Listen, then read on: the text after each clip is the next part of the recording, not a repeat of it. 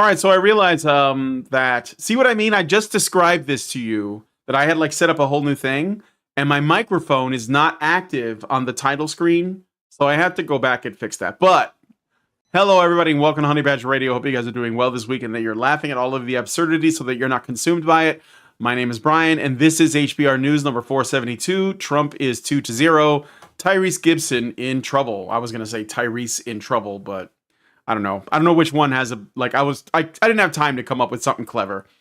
So anyway, on this week's HBR News show, we're going to be talking about the latest attempt on Donald Trump's life and the shooter, which Mike J has done an extensive little write up on. Actor Tyrese Gibson is in legal hot water because of child support payments and more. So stick around. It's going to be a good time. And be sure to join us afterwards for the patron only show. So on this week's patron only show, I'm going to be looking at some news regarding Matt Walsh's new film, Am I Racist? Which is the latest film from the Daily Wire. And the reason why I'm interested in talking about it is because it actually was in the top 5 box office of the box office, right? So it's like right behind like the Beetlejuice sequel and there was some horror film that came out that I can't remember the name of, and then like Matt Walsh's film was in 3rd place, and like Deadpool and Wolverine. Despite all the efforts to do what they did with Sound of Freedom, they didn't even bother turning the AC down. Yeah, they were just like, no, we're not playing it. Everyone's complaining. All the right people are complaining that it's a racist neo-Nazi flick of some sort.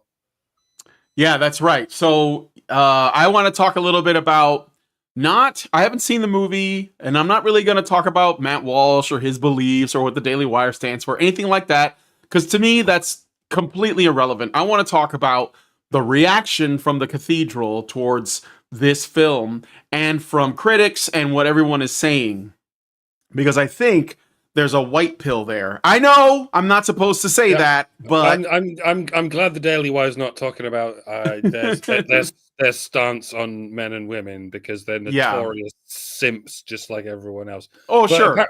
Apparently, they've bypassed all that, and they're just making fun of race hustlers, quote race hustlers. Yeah. So, which a lot of them are women. So. there is like a insulting, like kind of going after women by extension, because a lot of this woke stuff is often supported by women. So there is something about that. But anyway, if you want to join us in the patron show to talk about this and a couple of other things I want to show off, I won't give anything away, but I have a couple of really great videos that we're going to look at in the patron show. But the only way you're going to know about them is if you become a badger yourself by going to feedthebadger.com and setting up a monthly subscription. $5 a month will get you into the Discord, where you'll be able to watch all of the additional content. If you want to like take a peek at what goes on in the Discord, you can just go to badgernation.online to join the free part of the Discord for free. And you can check out all the additional content. So with all that said, that's feedthebadger.com/subscribe. And also, I guess we have to point out, or at least mention, that we have a meetup coming up. We haven't done a meetup in like 5 years. That last time actually we did anything similar to that was ICMI 2019 in Chicago. So that's how long it's been. But we're doing another meetup, and it's going to be next week. Go to feedthebadger.com/events to check it out yourself. It's going to be in Calgary, Alberta. Basically at the place where Allison was kicked out of the Calgary Expo. Almost 10 years to the day. Consider it an anniversary of sort. Yeah, that's right. It's almost 9.5 years to the day. Yeah, close. Yeah. So anyway, consider joining us. It'd be great to see people there. I'm going to be driving up 3 days, and despite all of Mike's protestation, he is going to be there as well. I didn't want to go to Canada because I was like, it's not safe in Canada. But now I'm like, it's not safe in England. So what am I complaining about? That's true. So anyway, hopefully we will see some of you there. And lastly, before we get into the stories, if you don't want to wake up one morning to find that we have been completely sent to the barren wastes of the internet, then go to honeybadgerradio.com or badgerfeed.com to find our archived content. All right. So with all that out of the way, let us now get into the stories. There's only 3 because they'll probably spark a great deal of discussion. So I wanted to like keep it slim. All right. First, we got in news that shouldn't surprise anyone, but might have surprised some. While golfing at his Mar-a-Lago resort, President Donald J. Trump was once again nearly the victim of an assassination attempt. As Trump moved from the 5th to the 6th hole, a gunman was waiting for him 300 to 500 feet away at a chain link fence facing the green. The man, later identified as Ryan Wesley Ruth, had been staking out the area for over 12 hours and had set up a makeshift sniper's nest on the fence line. He had rigged up 2 ceramic sheets, the same kind used in bulletproof vests, on the fence to act as cover, and was armed with a scoped and modified SKS rifle, a Soviet-era semi-automatic battle rifle, which fires the same round as the infamous AK-47. As per protocol, one Secret Service member was sent to make sure the next area that Trump was walking to was secure. The agent noticed the rifle barrel sticking out of the bushes and opened fire. Ruth, who was unable to get any shots off, immediately fled the area in a black Nissan, leaving both his rifle and the ceramic sheets behind. A quick-witted bystander copied down his license plate and was able to alert authorities of it. Less than an hour later, Ruth was arrested without incident. The question now is, who is Ryan Wesley Ruth, and what motivated him in this assassination attempt? Ruth has a colorful and storied history. According to his LinkedIn page, Ruth graduated from North Carolina Agricultural and Technical State University with a mechanical engineering degree in 1998. Ruth's trouble with the law started in the early 2000s. One night in 2002, Ruth was pulled over for a traffic stop. His response was to reach for a firearm and speed off to his roofing business. There, he barricaded himself in and alerted police that he was in possession of a fully automatic machine gun. The standoff lasted only 3 hours, and Ruth would surrender peacefully. He was hit with a felony charge of possessing a weapon of mass destruction. 2000 to 2021 would see more charges, including hit and run, carrying a concealed weapon, possessing stolen goods, various tax delinquencies, writing bad checks, squatting, and assault. Ruth was also an avid joiner, attempting to champion and help many different politicians and causes, such as Bernie Sanders, Tulsi Gabbard, Donald Trump, and Black Lives Matter. It was around mid-2020 when his feelings concerning the former president Donald Trump began to sour. Taking to Twitter, he would say, quote, "At Donald Trump, while you were my choice in 2016, I think he meant to say 2016. It says 2106, but I don't know if this write-up is that prophetic. It's a time traveler. I knew it. While you were my choice in 2016. People were always going back in time to kill baby Hitler. Well, yeah, why not? And I and the world hoped that President Trump would be different and better than the candidate, but we were all greatly disappointed. And it seems you are getting worse and devolving. I will be glad when you are gone." End quote. He found his calling in 2022 when the start of the Russian-Ukraine war. "I am coming to Ukraine from Hawaii to fight for your kids and families and democracy. I will come and die for you," he wrote in a letter in 2022.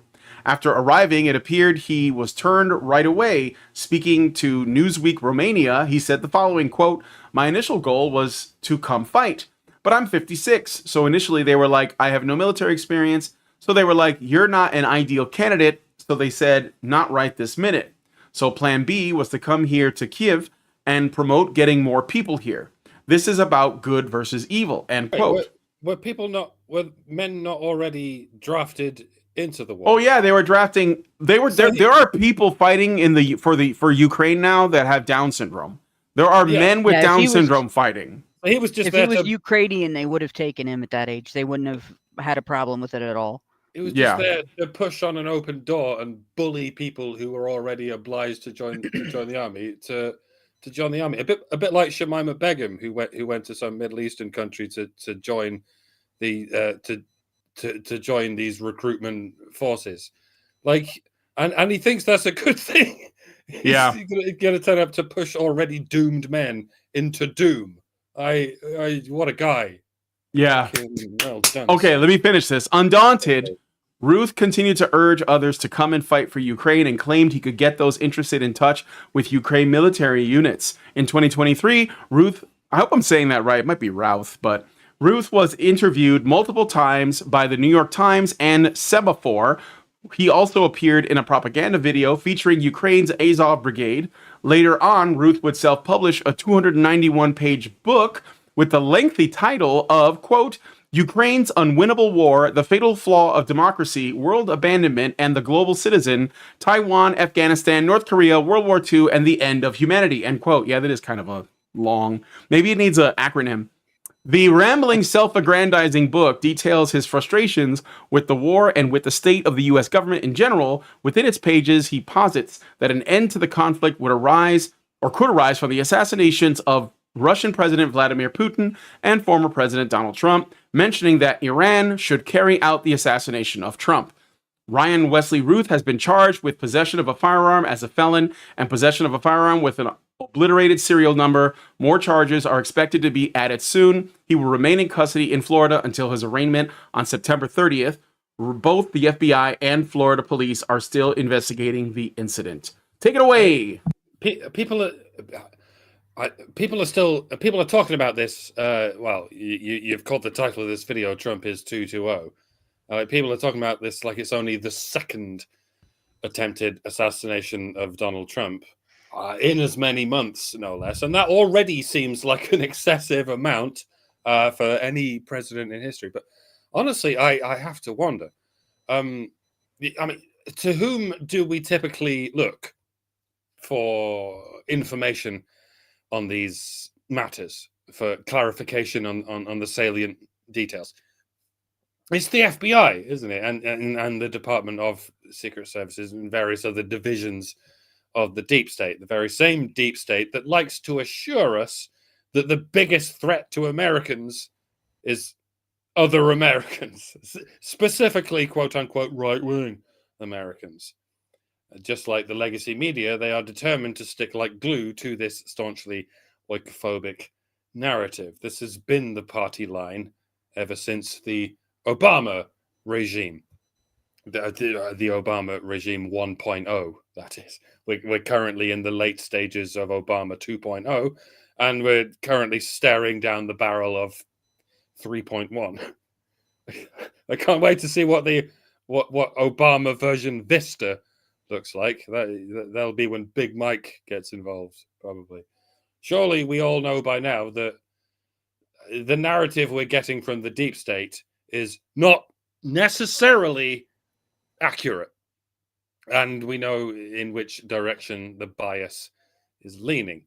So the number we're getting, namely that there have been 2 assassination attempts, is a bit like the statistic that only 2% of rape accusations are false.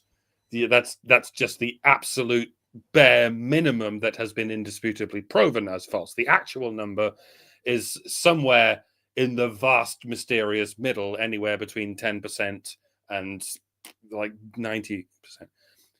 In Butler, Pennsylvania, on that fateful day 2 months ago, they had to admit that there was an assassination attempt because it was filmed live from dozens of angles. Everyone heard the gunshots and several people were hit by bullets. So even the FBI couldn't rely on plausible deniability. It would have looked damningly suspicious for them to say, this is fine, move on, nothing to see here.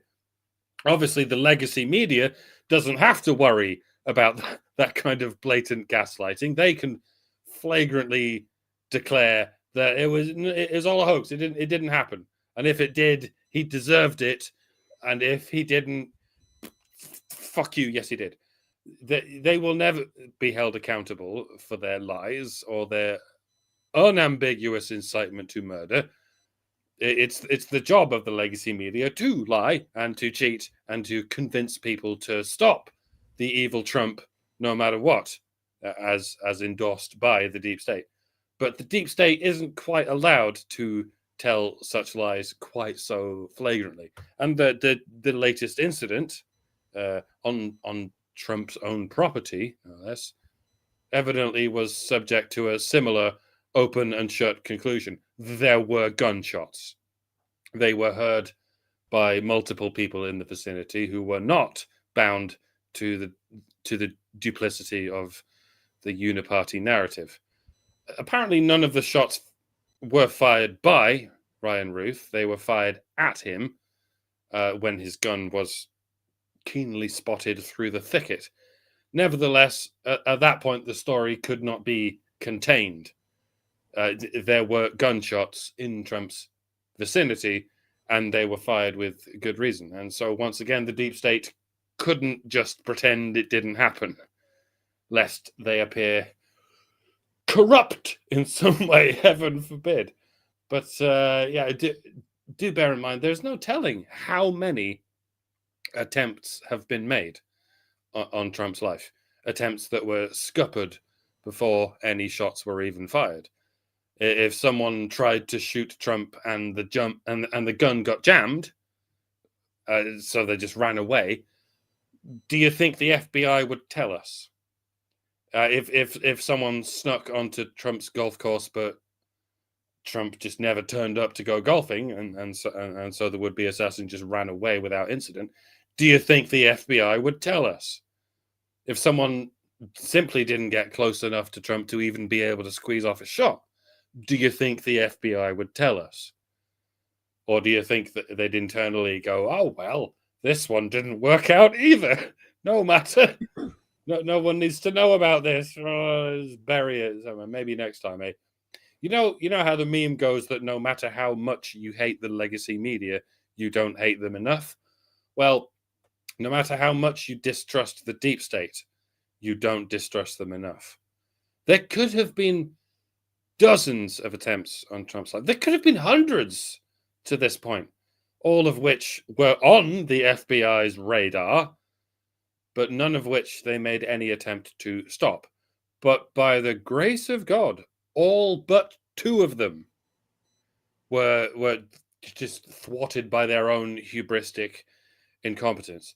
So when we say they tried to kill him, as Brian has used as a send-off, and with good reason, because this should not be forgotten, when we say that they tried to kill him, the they to which we are referring is indeed an undisclosed multitude of patsies who have been led by the nose through the ruthless machinations of the legacy media. I say ruthless, and yes, that is an intended pun because his name is Ruth. And the ruthless machinations of the legacy media and the deep state with which there is an ongoing collusion. I'm being as careful as I can when I say these things. I have it on good authority that I need to tone down my rhetoric. When I say good authority, I do, of course, mean authoritarians who insist that I call them good. I mean authoritarians who cannot and will not, under any circumstances, tone down their rhetoric. There are no brakes on their vehicle, never mind a reverse gear. Someone could drop a nuke on Mar-a-Lago, and within minutes they would be going, this is Trump's fault. This dirty bomb and this background radiation, it's all Trump's fault. He shouldn't have been saying such mean things about Haitians. These mean things that we have decided are not credible, because the God knows how many sources that have been churned up are sources that we do not find credible, and that means they're not credible. And not just about Haitians, but about all other kinds of bad hombres.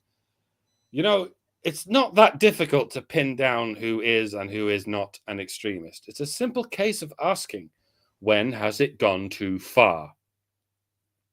And you can ask this, not just to the movers and shakers in the deep state, but just to people in your regular life. Ask them, when has it gone too far? How many immigrants is too many immigrants? Because apparently 20,000 of them in a town of 40,000 is not too many.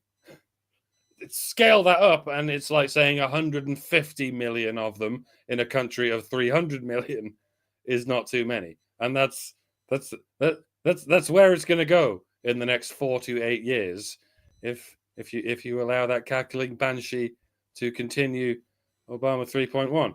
Very often you can ask someone what would be too many, and they don't have an answer. They'll just call you a racist. Ask how many assassination attempts on Trump is too many, and they won't have an answer. They'll just call you a neo-Nazi. And then when Trump gets murdered and Kamala Harris ends up beating Nikki Haley in a landslide, they'll track you down and murder you too for the crime of asking such a fascist question in the first place. And you'll ask, how many Republican voters do you have to murder or imprison for life in solitary confinement before it's too many? And they will have no clear answer. As many as it takes is the answer. We're dealing with people who have lived in a political bubble for so long that they feel no burden whatsoever to compromise, to meet anyone in the middle. They've never had to face any consequences, no matter how extreme their rhetoric becomes. They can just lie and gaslight and enthusiastically advocate for murder. And then they actually murder, stochastically or otherwise, and they get away with it. They won't even get charged with attempted murder. They'll only get charged with possession of a gun, with a removed license plate or whatever. The regime is okay with you murdering the opponents of the regime, but they're not okay with you possessing a gun, because you might use it for nefarious purposes like defending yourself or your family, and that's fascism. And there's a very similar thing going on in Europe right now, especially in the UK, several iterations down the line. Violent criminals are being let out of prison because, after all, it's not their fault that they're violent criminals. It's entirely the fault of the opponents of the regime.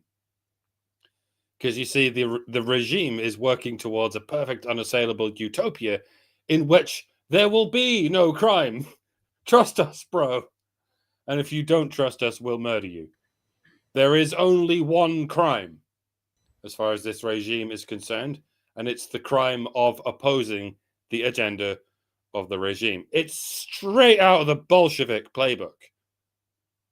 Those who don't learn from history are destined to repeat it. And people aren't allowed to learn from history. There is no history, only the eternal present, as presented by the regime.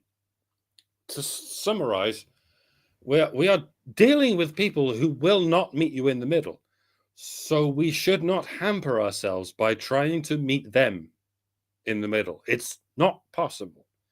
They've made it perfectly clear. No amount of lying is enough for them. No amount of murder is enough for them. No amount of abject civilizational destruction is enough for them. It's a death cult, and these people are demons. I certainly won't advocate for any violence, even against demons. In any case, I'm not allowed to. Fortunately, you at least still have the theoretical option of voting these demons out of office, now and forever, if you see it through. And at this point, the only way to prevent them from stealing the upcoming election is to vote for Trump in such a landslide that the steal is not logistically possible, even with all their various machinations. So please, for the love of God or the whatever higher power you believe in, vote Trump and vote harvest. Convince 10 fence sitters to vote for Trump, and convince those 10 fence sitters to convince another fence sitters each, and so on. Again, maybe it's not my place to tell Americans how to vote, but take it from me. I live in a country where the democratic process has already failed us. We can't vote ourselves out of this nightmare. It's already too late. Don't let it happen to you, America. This is your last chance. I intend to escape this hellhole of a country of mine, and if America falls, then there is nowhere left to escape to. This is the gravest emergency in the history of the human race, and that is not even an exaggeration. This is the Big Brother future happening before our very eyes in real time. And that means there is no future and no past. And everything I'm saying now will be lost forever to the eternal present. So yeah, you need to harvest votes. You need to convince as many normies as possible to vote for Trump and to stop watching TV. It might already be too late. I say normies, but the idea that normies are somehow a separate entity from the brainwashed lefties might already be a defunct distinction. Most so-called normies are brainwashed leftists. That's how bad it's got. You, dear audience, you are the normal people. It's just you and an ocean of leftist zombies. So by all means, heal as many zombies as you can, and then walk away from the rest of them before it's too late. Good luck and Godspeed. And it's not enough to not let the bastards grind you down. You need to grind the bastards down. Non-violently, of course. Please don't arrest me. Ugh. All right, Hannah, have you said anything yet? I have not. Oh, okay. And there isn't really a whole lot for me to add to what Mike said in regard to this story. So in regard to the fact of Ruth's seeming obsession with Ukraine, I'm going to read a comment I saw on X that actually really interested me. I'm not claiming to know for a fact that this comment is undeniably true, and it's not a short one, so it's going to come out sounding like an article. But here goes. This is by a person who goes by clandestine or at war clandestine, who is responding to another person and said, Ukraine is essentially a giant CIA base, posing as a sovereign nation. The CIA moved into Ukraine after the fall of the Soviet Union, looking to take advantage of the lawless and destabilized country, using it as an offshore proxy outside the scope of U.S. oversight. It began with the Nunn-Lugar Act in 1991, and then carried on into 2005, when then Senators Obama and Lugar visited Ukraine to inspect the former Soviet biochemical and nuclear facilities pictured below, and that's in regard to the comment. And there is actually a picture of Obama there with a shitload of weird-looking canisters next to him. So it's not completely untrue either, because he's talking about things that actually happened. And then added Ukraine to the Defense Threat Reduction Agency and began turning these former Soviet facilities into defensive research facilities, which opened a door for U.S. contractors to establish their foothold in Ukraine and set up their money laundering and racketeering operations under the guise of foreign aid, which we've been hearing about, by the way. He goes on to say, then the CIA funded Nazi militant groups in Ukraine, which led to the outbreak of a civil war in 2014 in the Donbass amidst the chaos. The U.S. State Department, via Victoria Nuland, leveraged the situation to install U.S. loyal puppets, including the infamous leaked phone call between her and fellow State Department bureaucrat Jeffrey Piat about ensuring their guy... oh boy, this one's a bad one to pronounce from an American perspective. Yatsenwick, I think is how it's pronounced, installed as prime minister. The State Department, in tandem with the CIA, covertly took control of Ukraine via color revolution in 2014. Putin recognized this. He knew that the U.S. had destabilized and taken control of Ukraine, and recognized that the U.S. were building a proxy army on his border by funding, training, and supplying Ukraine with weapons, and trying to bring them into NATO. This was a red line for Putin, as he was said for decades. Russia have been invaded from the West too many times before and will not tolerate a hostile standing army and long-range missiles on their border. Just like the U.S. didn't like it when Russia tried to put nukes in Cuba in the 60s, Russia doesn't like the U.S. trying to bring armies and weapons to Ukraine.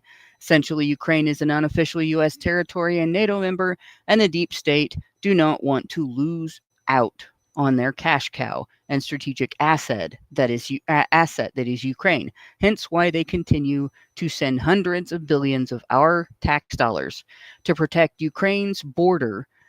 They are using Ukraine as a laundromat to funnel in hundreds of billions for the war machine, and also covering up their extreme criminality in Ukraine, including crimes against humanity for bioweapon development, human trafficking, drug trafficking, etc. All the things they can't get away with outside, they do in Ukraine. If the public knew the truth about the origins of U.S. involvement in Ukraine, they would never have supported sending a single penny to Ukraine.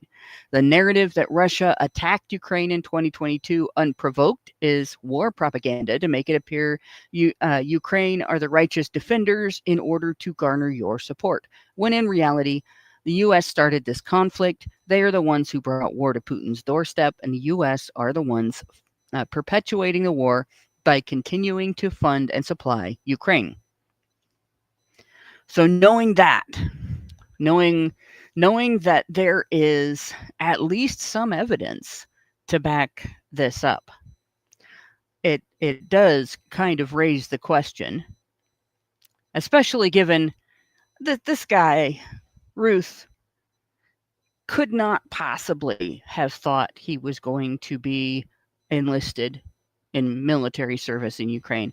If you look at the man and you know his age, and you can see that he does not appear to have any kind of physical training. He's not a strong man. If he doesn't have any kind of military training either, which he has admitted, it's rather strange that he went over there.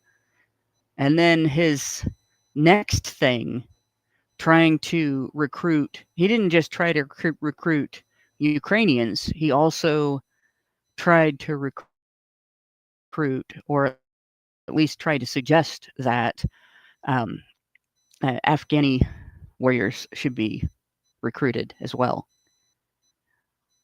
Either he's really fucking nuts, like there's never been a screw to be loose in his head. He's got two brain cells and they're not just waving goodbye to each other. One of them shot the other and is in the process of committing suicide. Like, that's that crazy enough that he should have done something crazy before now, rather than, being on the radar. Something crazy enough to keep him from being able to travel internationally. Or there is the possibility that he is a CIA asset.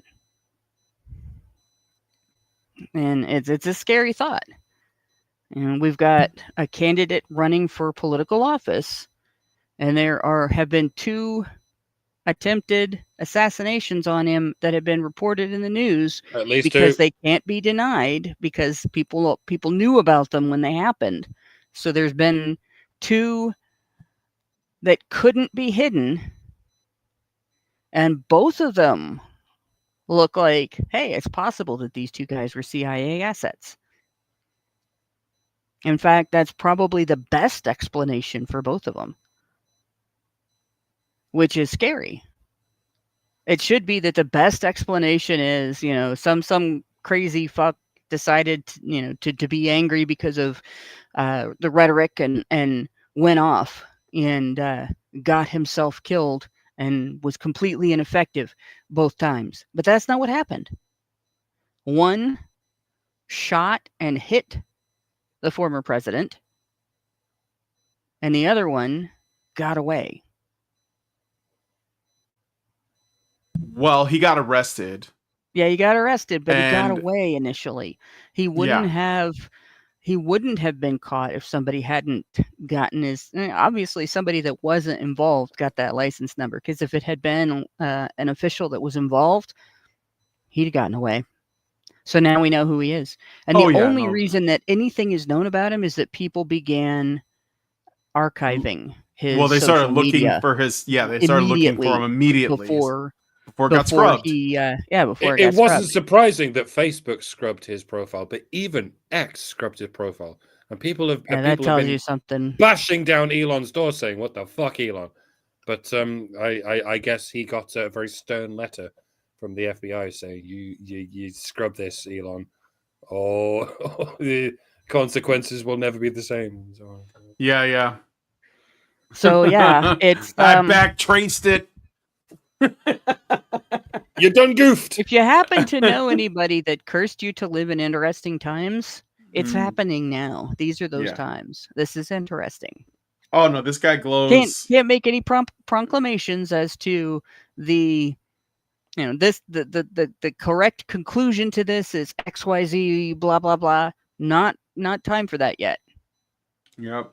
But boy, is this stuff interesting. All this information, these things that people are remembering about the history of Ukraine, the weirdness of this particular would-be assassin.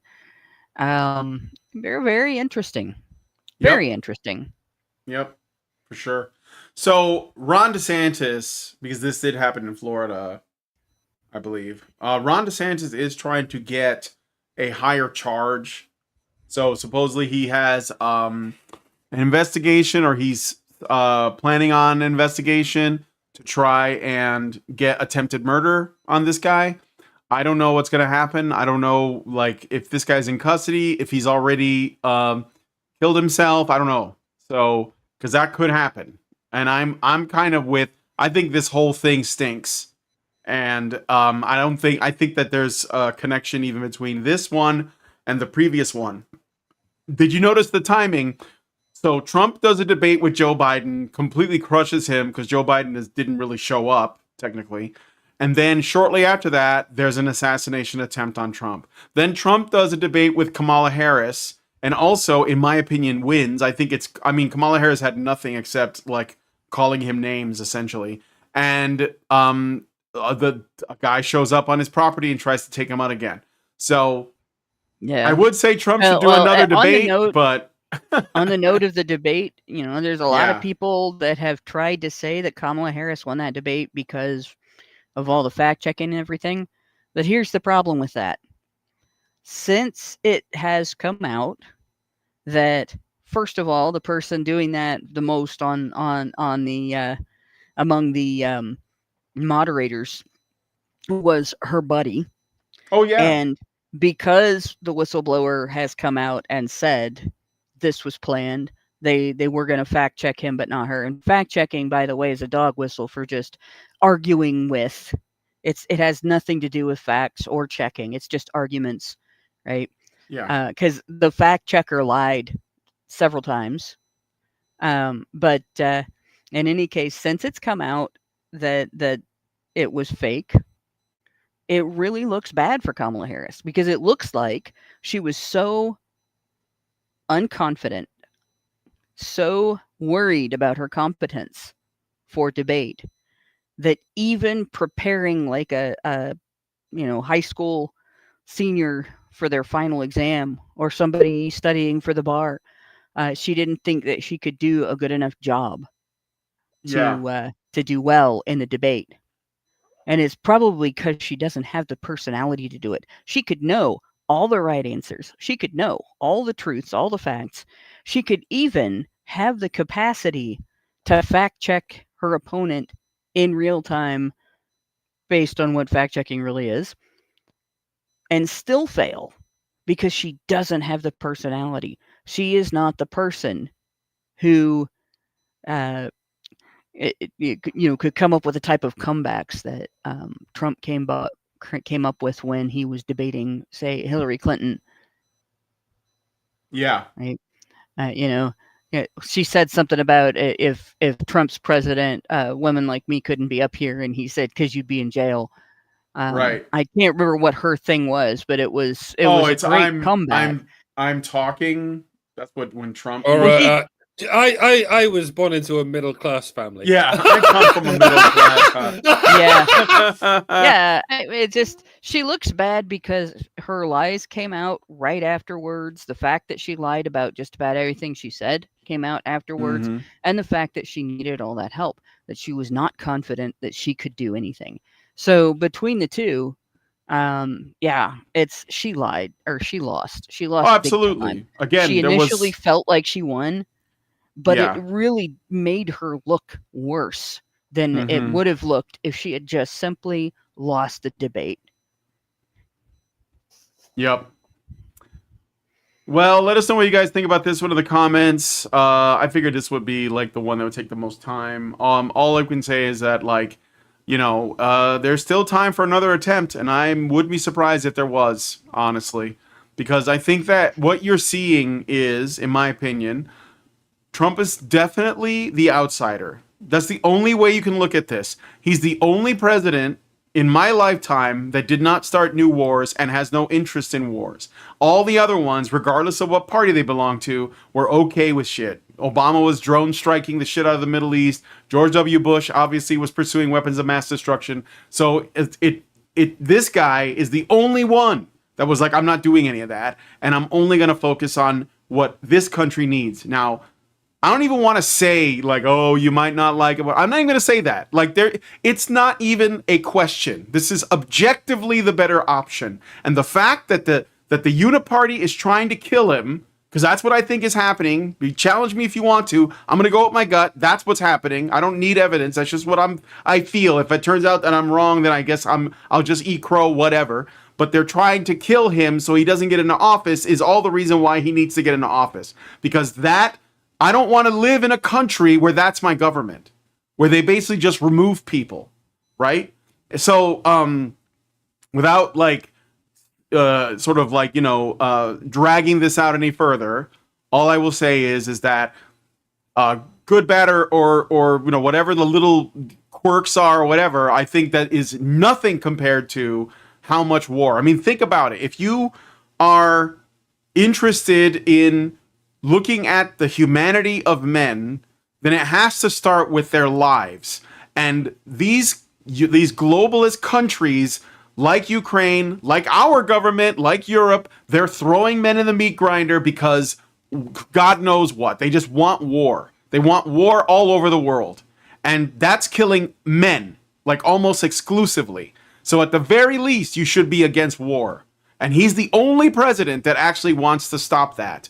So let's just consider that, because that's probably, not dying is probably the primary men's issue, I would guess. Because if you're not dead, I mean, if you are dead, then there's no point in arguing about circumcision or father's rights.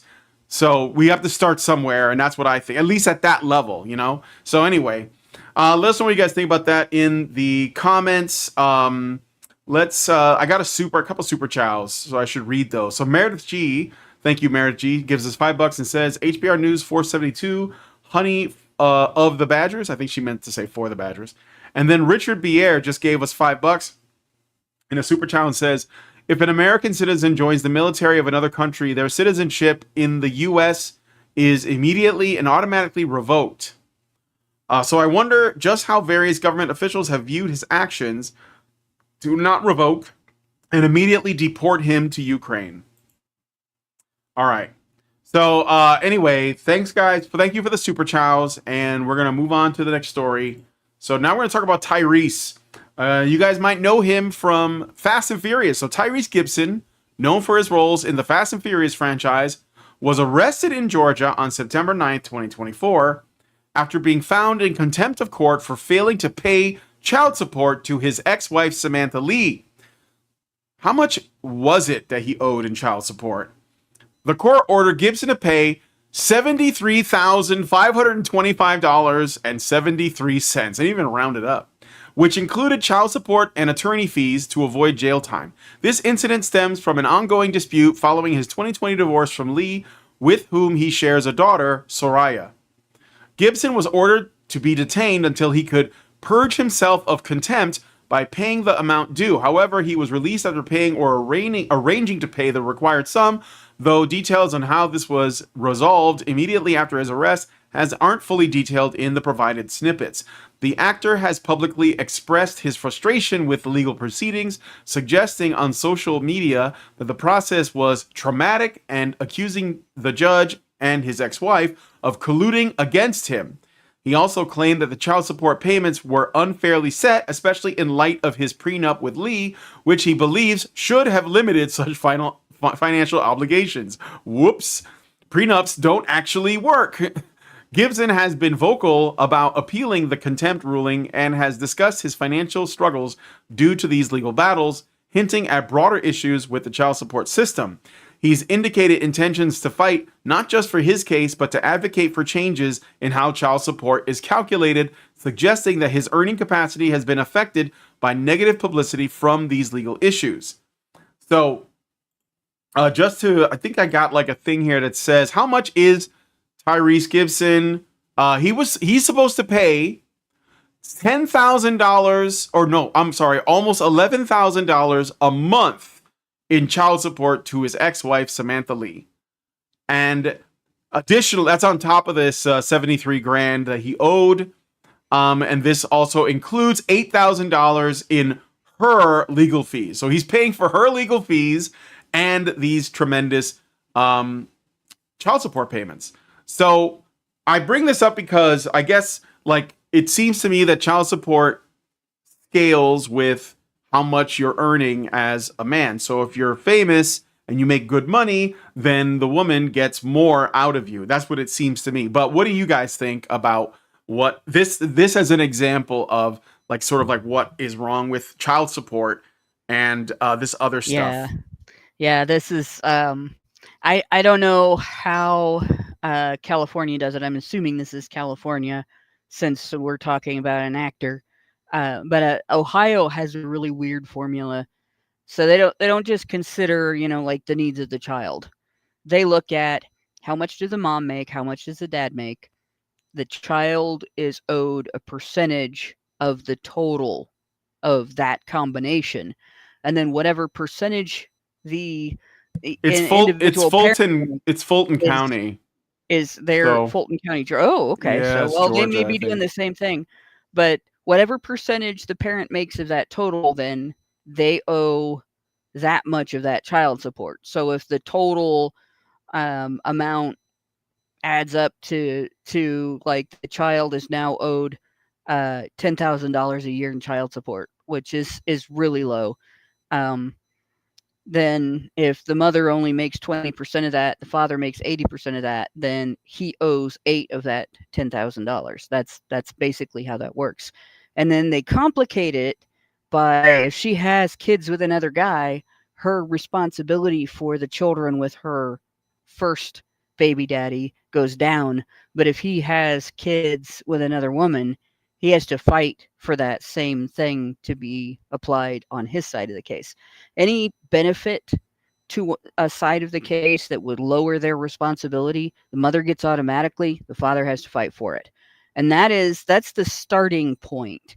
Then judges will come along and say things like, well, you only earn this much, but I think you can make more. And I think you're not making more on purpose because you don't want to pay this child support, even though they also argue that child support doesn't take the bulk of a man's income, right? But it does take the bulk of a man's take home. He will already lose, if he's an average income worker, not like totally rich, he will already lose about 30% of his gross to the government, sometimes 40% of his gross to the government. So if the state is allowed to, like in Ohio, take 60% of his gross, that's all of his income. And in some cases, the amount the state is allowed to take ends up being less than the state says that the man has to pay. So then they put him in arrears. And this happens often with imputed income because they're only allowed to take 60% of what he actually is earning. But they can say he owes child support based on the percentage of what the judge thinks he should be earning. And it gets very convoluted and strange in regard to the father's income.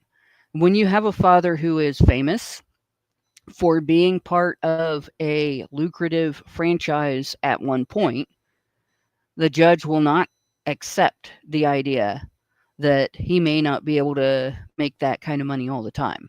Not everything he's going to do is going to be that successful.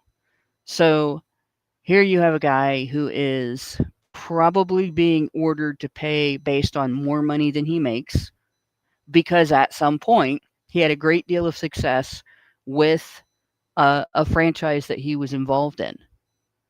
And it has nothing to do with what the child actually needs. It has nothing to do with whether he's a good father or a bad father. It has nothing to do with whether the mother is experiencing any economic distress or even what he's actually making right now. It's all about punishing him. And none of it's for going to go being on the divorced.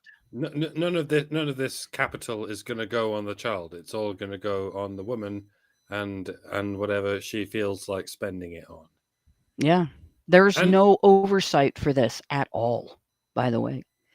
And to be honest, Tyrese, your best option is to quickly wander across the Mexican border, have a good time in Tijuana, spend the rest of your money, then throw your passport away, and then wander across the border again and go, "I'm Haitian." I'm a lamb. So fast track me They might to ask him to Ohio. prove that by eating somebody's cat, though. You have to be careful about that. I've often considered this because I really want to migrate to the US, and people have often told me, "Well, just go to the Mexico border and then just wander across." And I'm like, I can't quite do that because I don't quite look the part. There's like straight up people from China and Africa crossing the border. I think you'll fit in. Just like shave your beard but leave the mustache, and then people would just think you're from South America. I'm quite good at accents, but I don't know if I could keep one going for long enough to convince the US authorities that I'm foreign. Can you do Speedy Gonzalez? There are white people in Mexico. There are. But That I is think true. there's a chance that people will recognize me, what with me being a relatively prominent, albeit mediocre YouTuber, and they'll just look at my YouTube channel and go, "This guy is not Mexican; he's British." Yeah, we like foreigners, but not British foreigners. No, sir, that's not what we're trying to do. They might look at my the opinions I've expressed over the years and realize this guy might not vote for Kamala, so we're not going to let him. No, go fuck yourself. We're not even going to give you a boat. We're just going to throw you in the ocean and expect you to swim back to the UK. Yeah, big fat cunt that you are. But this guy, I mean, did anyone know what his face looked like until this story turned up? Hey, I remember Tyrese from this old Coca-Cola commercial. That was like his first outing. He sang to the Coke bottle on a bus. Then he was in Fast and Furious. I think he did a song. I think he did music too because he could sing. So that boy can sing. But he could easily convince people that he's Haitian. I could not. I mean, I could ritually kill 1,000 geese and 100 cats, and they still wouldn't believe that I'm Haitian. And it's white privilege, folks. I have the white privilege to not be able to do this, but give it a go, Tyrese. You never know. Yeah, if someone says you look like Tyrese Gibson, you could say no, I'm not Tyrese Gibson. I'm from I'm from No, West no, Africa. no. the clicking sounds. The answer to it is, oh, so you're saying we all look alike? Oh yeah. What do you mean, you people? Yep. That's it's as soon as somebody Huh? says that. Oh no, what do you think? We all look alike or something? I don't look anything like the man. What are you talking about? That would work. Yeah. You get people who would be afraid to appear racist that would just, oh, I'm sorry, sir. Well, I hope that Tyrese Gibson does consider making the fight for, like for a more, I guess, fair or just form of child support, amicable separation.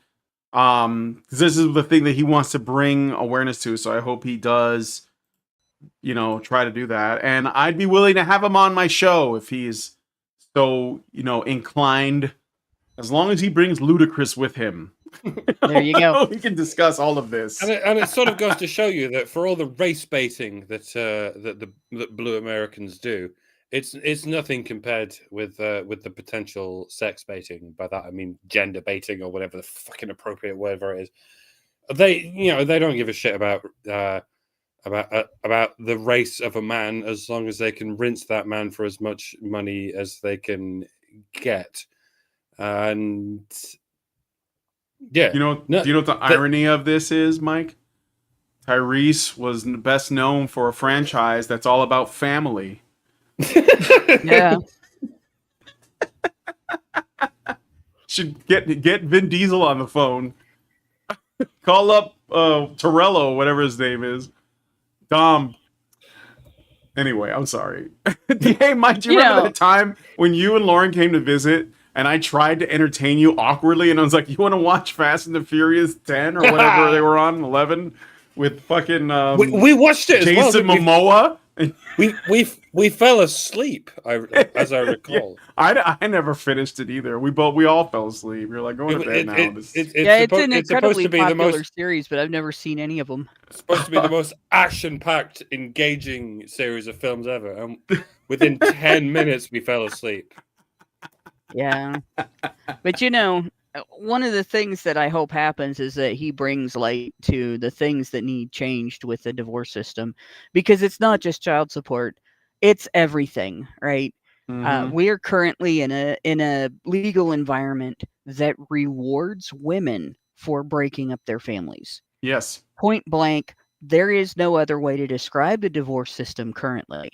A guy has to be rich and powerful or connected and powerful in order to get a better result than being completely fleeced, or else his ex-wife has to be somewhat nice in that, she doesn't go for everything that she can get.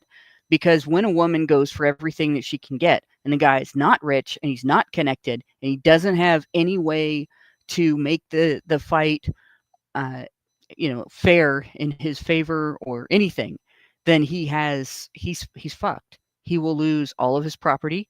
He will lose all of the custody that he's enjoyed historically with his kids. The little bit of time that he gets after he goes to work to pay for all of the things that they need to survive, right? He loses that. And then the court punishes him for not having that by making him pay more money. And then the court says, well, you're not keeping up with your visitations. Well, you made me get 2 jobs, fucker.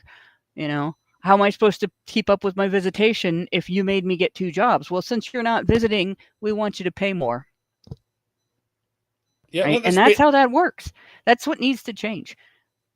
Custody and property need to be divisible only by the benefit of the child. It needs to be 50-50 custody.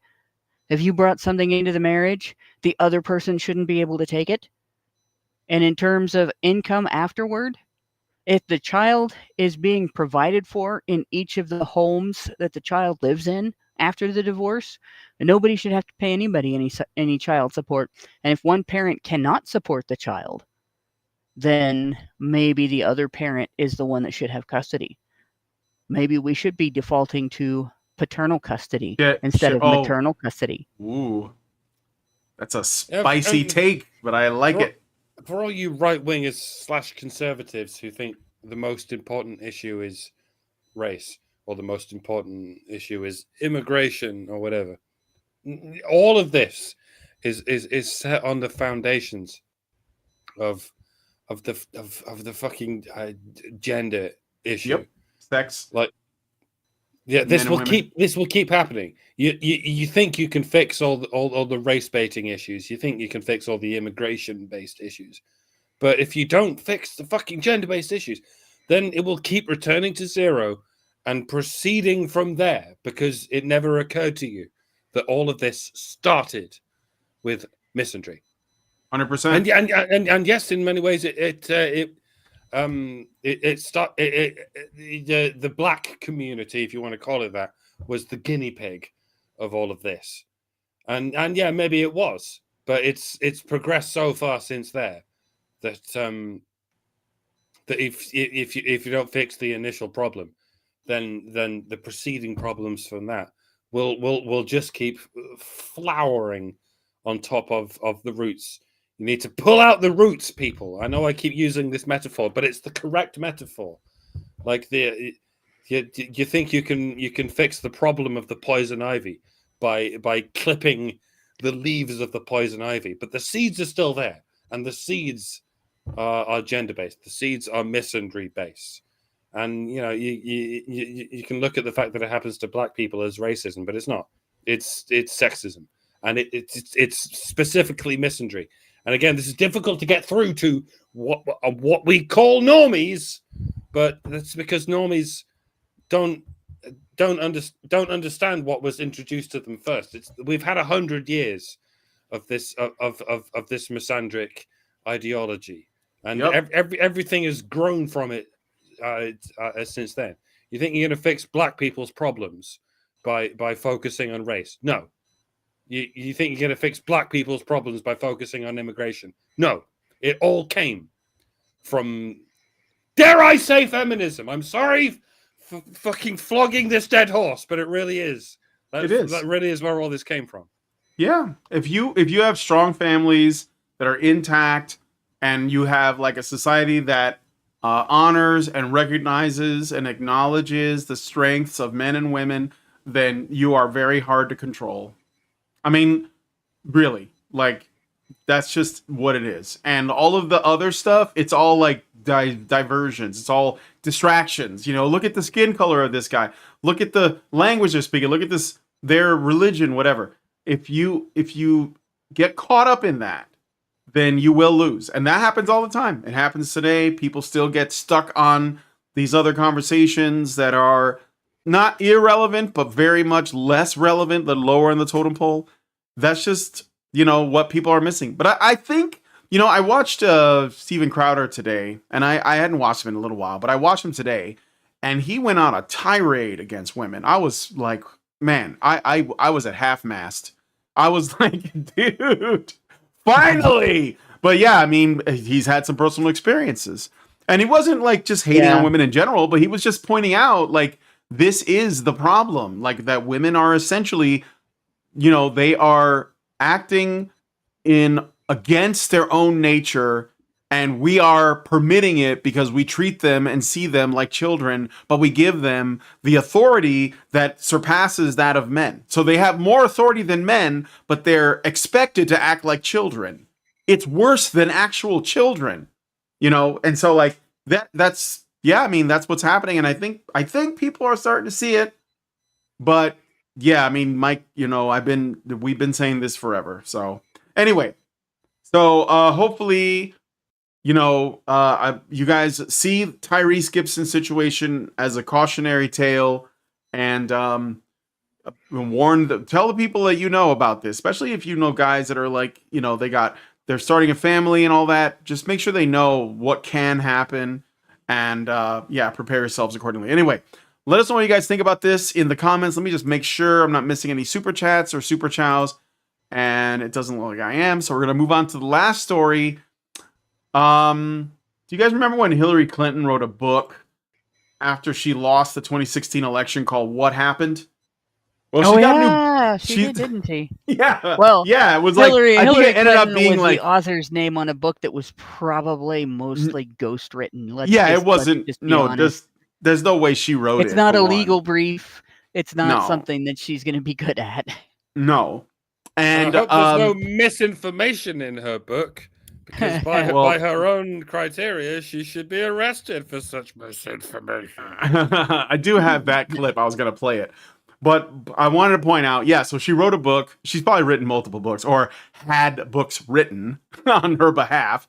And it was called What Happened? And it was about her, like, why she lost the election in 2016. Of course, she didn't. It was stolen. She wrote all about it. And yet we don't have a problem with her making this claim, but whatever. And I believe that it ended up like being 50% off in the fiction section of most bookstores by like the time that Trump was inaugurated. Well, anyway, she has a new book coming out. So Hillary Clinton, now 76 years old, has released a new memoir inspired by Joni Mitchell's song Both Sides Now. Pause for effect. This memoir serves as a reflective snapshot of her current views on life, politics, and personal experiences akin to having a dinner conversation with her. The book covers a broad spectrum of topics. Personal life. Yeah, broad. Clinton discusses her life as a grandmother and her daily routines with Bill Clinton, including lighthearted competitions like solving the New York Times spelling bee puzzle. Oh my God, they're just like you and me. Political insight. She delves into speculative scenarios, like what a second Trump presidency might look like, suggesting a dystopian vision with militarized cities. Imagine such a thing. Yeah, that's totally not happening right now, and therefore it's definitely a dystopian future. Humanitarian efforts. Clinton recounts her involvement in a covert operation to evacuate women from Afghanistan as the Taliban regained control, highlighting her commitment to women's rights and safety. She's I wonder why people had to do that. Why did that have to happen? What was the cause of the Taliban taking over Afghanistan so quickly after the United States ended its occupation there, rather than things being arranged so that would not be the case? I wonder what it couldn't possibly be. The incompetence of the execution of the withdrawal. I wonder about that. Yeah, regime. It that had nothing to do with it, I'm sure. Okay. Reflections on past events. She shares an encounter with an FBI official who apologized for the handling of her email investigation, which impacted her 2016 presidential campaign. What happened? Whatever happened to that guy? Because the bureaucracy is totally not biased in favor of one person or another, right? Vindication and regret. Clinton expresses mixed feelings upon learning of Trump's felony conviction, feeling vindicated yet saddened by the state of affairs. Support for women's rights. Her involvement in producing SUFs, which I reported on a previous show, that she was producing a play or a musical about the suffrage movement called SUFs. Underscoring her ongoing advocacy for women's rights and sisterhood of first ladies. Clinton defends Melania Trump's fashion choices at Rosalind Carter's memorial, showcasing a sense of solidarity amongst former first ladies. This memoir not only reflects on her life's journey, but also offers insights into her political philosophy, personal growth, and her perspective on current events, all framed by her enduring hope to see a female U.S. president in her lifetime. Translation: Hillary Clinton is a little bit low in the pockets right now, and she needed some money. And this is the best way for her friends to launder. I was going to say, this is money laundering. To her, does it come with one of Hunter Biden's paintings? Like if you order now, Yeah. you write this book, right? And then everybody that you've sort of swindled into supporting you in the past buys signed copies at inflated cost. And it's personalized. This is a personalized collector's edition. And then you get the public to buy some too, and hey, suddenly she's doing okay again.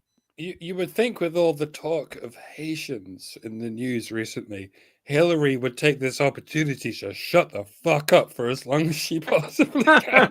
Yeah. Because of the history she and her husband has with Haiti. But no, she couldn't keep away.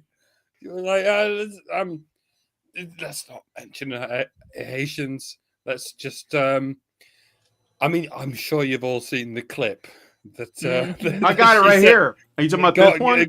Go ahead and play. Are you talking about the Hillary Clinton suggests jailing Americans for posting misinformation? Yeah, that's the one. Yeah, it's the one. Okay, so this is current. This is yesterday. And boosting Trump back in 2016. But I also think there are Americans who are engaged in this kind of propaganda. And whether they should be civilly or even in some cases criminally charged is something that would be a better deterrence because and boost. There you go. The First Throw 'em in Amendment. jail. The First Amendment is, of course, Russian propaganda and always has been. Yeah.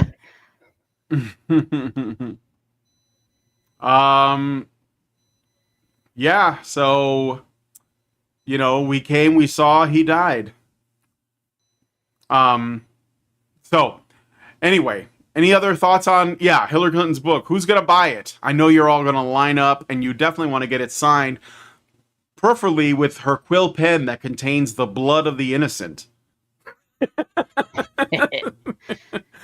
So anyway, I guess that's it for me. I got that's all the stories. So we're gonna go into the after show, and we're gonna look at a couple of things. I'm gonna show you guys some of them. So we're gonna be looking at this article from Variety called "Matt Walsh's Satire, Am I Racist?" hits 1,500 plus theaters, and it like basically not at the very top, but it was in the top 5 at the box office at one point. So doing really well for a film of its size. And I got like something else here. I wanted to show this. We're going to look at it in the patron show. As you know, we're using the patron shows now to just sort of talk about silly things like cultural things. And they're doing an interview with like a red carpet thing for this Agatha All Along show that Disney Plus is putting out. And apparently it's the queerest thing ever. Yes, more than The Acolyte was. So we're going to like look at that. And then I have, for a little bit of contrast and maybe, some way to like wash this down, we have a clips from some of the actors that were involved in the Lord of the Rings films, the Peter Jackson ones from back in the day, and how they feel about the work that they have done. And I'm telling you, it's night and day. But anyway, if you want to join us on that, you have to become a Badger. Go to feedthebadger.com and set up a monthly subscription, or join us, feedthebadger.com/subscribe. Hopefully I'll see you guys there. Thank you, Mike and Hannah, for your commentary. It's always welcome, and obviously like it's coming from a very badgery perspective. So we're gonna head in there now. If you guys like this video, please hit like, subscribe if you're not already subscribed, hit the bell for notifications, leave me a comment, let me know what you think about what we discussed in the show today, and please share this video because sharing is caring. Thank you so much for coming on today's episode of HBR News, and we will talk to you all in the next video. See you next Tuesday. Men's rights activists are machines, dude. Okay? They are literal machines. They are talking point machines. They are impossible to fucking deal with, especially if you have like a couple dudes who have good memory on top of that too. Holy shit, you're fucked.